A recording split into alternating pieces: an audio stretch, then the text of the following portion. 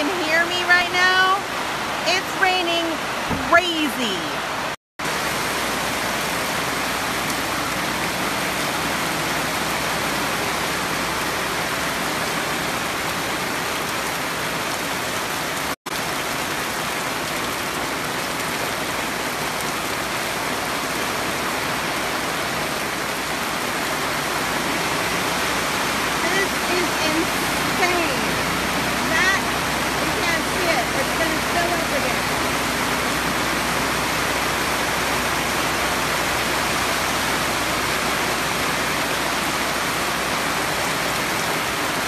About 4 inches deep or more right there. This is a road. This is the parking lot where people are living in tents and on lawns. There are people in tents on the lawn. Hey, I don't know if you can hear me, but I just thought I'd try and show you what it's like here tonight. Can you guys hear me? Can somebody hear me? Hey Sam. So apparently the acid rain, which is caused by the SO2, it like seeds the clouds, and so we have these insane rains. I don't know, they're saying in HPP and Hawaiian beaches are getting 1 to 2 inches an hour. There's no way in hell that we're getting less than that. This is freaking crazy. I'm over it, guys. I'm over it. I want out.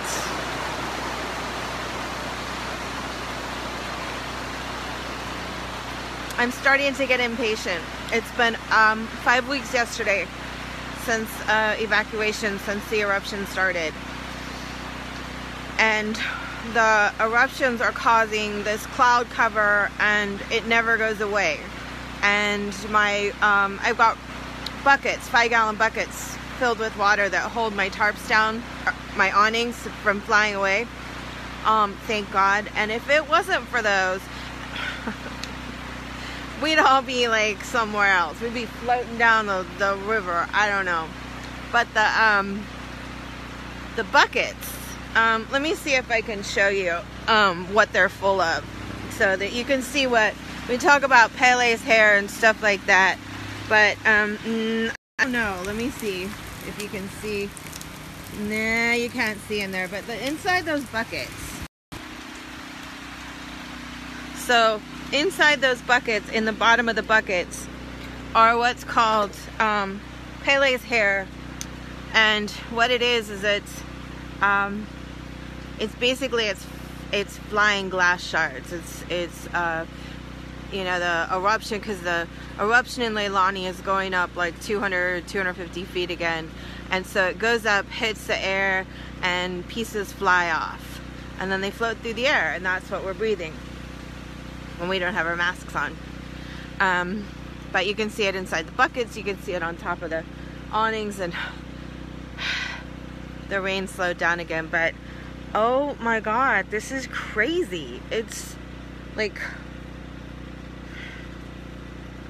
every time it seems like it's slowing maybe a little bit and it feels like it's almost over, it's not. So I don't know where I tossed my glasses. I am planning on coming to California the 19th or the 20th. Thanks, Mahala. It's I don't know how I'm feeling, you know, like I feel like I'm feeling like myself again. You know, like just move on, just what's next? And then somebody will come by and they'll say, because right now that's what they, you know, we say to each other is that, where did you live? And as soon as I say Lani Puna Gardens, I start crying again. The old me, you know, like I tried to think, because I'm trying to get like clear perspectives on what this is all about and what I'm gonna do. And I guess I don't have to hold it up my nose anymore now. It's not pouring down rain. So I thought, okay, so, because a lot of times we make decisions based on the age we are, right? I mean, we do. So if I was 17, what would I do? If I was 25, what would I do? If I was 70, what would I do? And if I was 70, I'd just be like, you know, don't have much time left. I'm going to enjoy whatever. If I was 17, I'd be like, I got my whole life before me. I'm going to do whatever. And, you know, that's kind of like my personality or whatever is just whatever, you know, I'm going to do whatever. But I still had this investment and this idea, but this is exhausting. It's just exhausting, you know, and the churches are just amazing. The things that they've done for us. We had some people come here. This is the people I was waiting for that I said I need to talk to. They were coming on the 7th, and you know, because it's like the Hope something. They go from disaster area to disaster area, and they help people rebuild. So they're coming through and they're assessing what's going on, what we need, how to do it. And the difference between here and Katrina or other places where they've helped is, you know, because he told me they had like, when they went back after, you know, things had settled in, they went back to Katrina, they had like 45 or 4, I don't know, it was like this astronomical amount of volunteers come in and help people build like 18,000 homes or something. I don't know, my numbers are probably all wrong, but it was huge. And so that's what they want to do here when the lava stops and they build roads and whatever, you know, if they decide, you know, Fisher 8 stops, you know, and doesn't just continue to be a Pueo and this just, or Puo, a lava lake. If it doesn't stop being a lava lake, then there's no way any of us can go back down there. And that means what? That Puna's just gone? And then what? I dropped every dime I had into this. This was my place to come home to for the rest of my life. This was I can go travel and visit other people and do things, but then I can come home and I'm going to have a home and my stuff's going to be here and I'm going to be here and boom. And now what? I go, what? Pay rent or...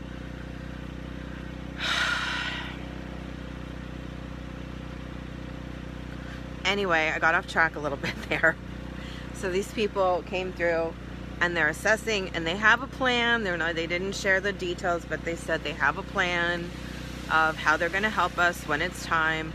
But then they asked if there's anything else I needed. And they were taking pictures of my place because they're like, wow, you set up pretty good. It's like, well, I've been camping since I was 6 months old. So, you know, and, you know, living off grid. And so they took all these pictures anyways. And, you know, they're like, wow, you're organized. And that felt kind of good. You know, I'm living in a parking lot and I'm good at it.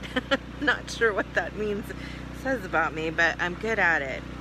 So anyways, they said, what do you need? And I couldn't think of anything. You know, I have a generator, I got tables, I got a bed, I got blankets, I got a coffee pot. And I said, well, the only thing I could, because they were looking at my van, I said, the only thing I can think of is, you know, I need shocks and struts on my van because that's hugely expensive. And they're like, oh, okay, we'll take care of that. So they went down to Lex Brody, and Lex Brody called me and they ordered the parts and it's all paid for. So, you know, and then I'm like, what am I complaining about? Just because it's, you know, raining like, you know, 2 pounds of water a second. And I'm complaining because it's scary, guys. It's scary. You know, like, thank God it's not windy, because then it's even scarier, you know. And I hate that I'm scared. I hate that. I don't like being scared. I don't like admitting I'm scared, and I don't like being scared. But that kind of big rain is scary when you're in a tent. So anyways, I really just turned it on so I could show you the crazy rain. I'm still trying to figure out about Lily because I'm supposed to come to the mainland in like a little bit over a week, and I can't leave her. I just really, I can't leave her for a month. I just can't do it. I can't do it. So, Mitchell, if you're watching, maybe she could stay with you, or Wendy, or I just can't leave her. For her sake and for mine, this has been just too much, and I'm not gonna I can't. I need to come to the mainland. I need to get out of here. I need a break. I need a mental, emotional break. I really do. And I think something's coming down the wire. I've had a couple of different people say, there's some, you know, we've got some news. We got something coming. So it would be really nice to have that settled before I leave, so that I know what I'm coming back to. At least I'll come back to my minivan, having the shocks and struts fixed. And if nothing, you know, I can live in my minivan. I can, you know, I can. It was one thing to be cruising around in my minivan when I had my land, when I had a plan. Now it feels a little bit like being homeless. It's a lot like being homeless, because it is homeless. So I don't know what I'm feeling anymore, guys. Like, I feel like me, and then I feel like, what? You know, what am I doing? I'm not gonna let anxiety get the best of me. Not gonna let the rain get the best of me. I'll be in California soon, and y'all can like smack me around and buy me cocktails, and that doesn't mean what it just sounded like. I mean, just help me get my head on straight here, because enough is enough already. I'm tired. And one can only watch so much RuPaul's Drag Race. Well, that's not true. I can watch it forever, but one can only watch so much RuPaul's Drag Race without getting your own drag on. So I love you. Aloha.